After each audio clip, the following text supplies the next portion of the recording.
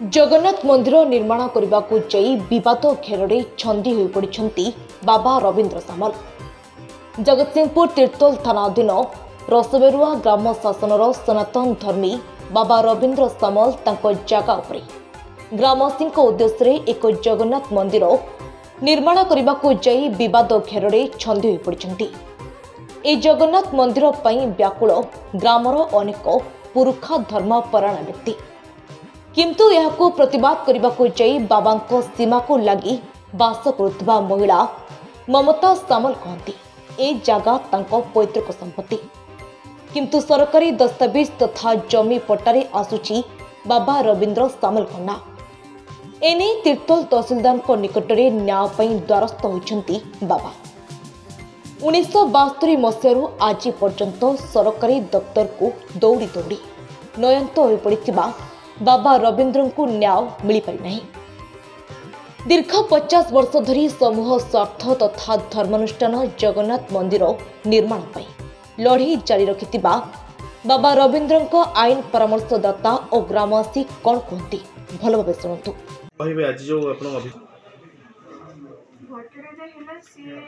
गोटे जगह जड़े अप्लाई कर डिमार्केशन हम तो सेटा आज हियरिंग थिला हमको आगुरी भी थोड़ी हियरिंग कराइला एबे समय टाइम पुणी आज आसते मत हियरिंग कला को जड़ा पड़ा जे सेटा गोटे विवादीय जगहटा तेना आमर जहाँ ल अच्छी आम विवादीय जगह को डिमार्केशन करूँ नहीं तो से हिसाब से आम कही तथी आज पर ल जहाँ भी हम से 77 मसीह जो केसटा कहते सेटा भर डिस्प्यूट से जानी पाना ठीक है फॉलो अप करना तेणु से आज एवं आमको आसिक जनाऊँ आम देखला बेलू से केस सब पेंडिंग समय मागिं 6 तारीख जाए मार्च 6 जाए समय मागिं से दिन जहाँ मैंने आसिक फाइनाल जहाँ कहे जहाँ भी कहबार थी एविडेंस वगैरह जहाँ देखिए से दिन जहाँ हियरिंग हो से हिसाब से गोटे डिसीजन निया आज पर जहाँ भी डिसीजन निया से आमर बापांकर आमे मो ना हूँ रवींद्र कुमार सामल। जेहेतु आज की प्राय माने 55 वर्ष है आमर जे सानापा जी सी केस कर माने कौन ना जेहेतु जिते आम बापांकर 3 भाई थे जड़े सब सभा बड़ भाई साधु पलि गले किंतु ये जो 2 भाई से पिला छुआ अधिका जहाँ चलिया बड़ कष्ट सी तांकर भाईंकर दुख देखिकी सी किछि पैसा कलेक्शन करी गोटे जमी किनीदे कि जमी आउ ढी जहाँ जो से ढी जो सानापा जानला जे आंकर गोटे मात्र पुओ अच्छी जदि ये आंकन करदे ताले मुझे भविष्य रहा बड़ कष्ट से गाँ लोक मतरे ये कंटा कले ना केस कले मुझे माने माने 5 वर्ष थी माने आज मत 60 वर्ष होगा जाऊँगी किंतु ये पर्यंत केस समाधान है ना गोटी गोटी भाई सब माने मरीगले किंतु सानापा चलीगले किंतु तांकर झील सी आसिक से कौच ये जगह मो बापार किंतु तांकर ना ना कि पट्टा ना कि पाउती किसी ना किंतु जेहेतु मु चाहूँगी आम 2 भाई समस्त साधु जाइचु से आम चाहूँ से जगह जड़े जेहेतु बाबा दान कर जगार आम कि कौन जगन्नाथ मंदिर करने किंतु आम जे बापांकर सानापांकर जे झील सी जगह छाड़ूनी से जो कौन आईन आश्रय नहीं। मु सुमंत स्वाई उच्च न्यायालय आईनजीवी मो सहित अच्छा मोर सीनियर सार घनश्याम मधुल सार आमर एसोसिएट सुकांत सार अच्छा आमर दुर्मंत सार अच्छा बर्तमान आमर आईनजीवी सार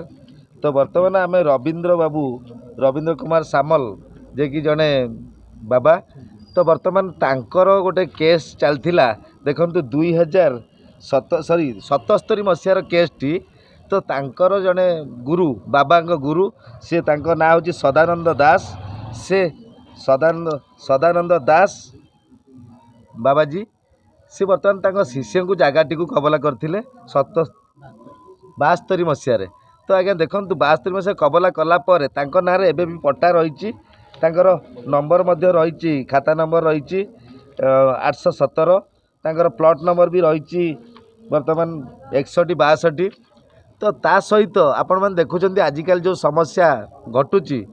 तो भाई भाईर शत्रु तो बर्तमान बाबाजी चाहूँगी जेहेतु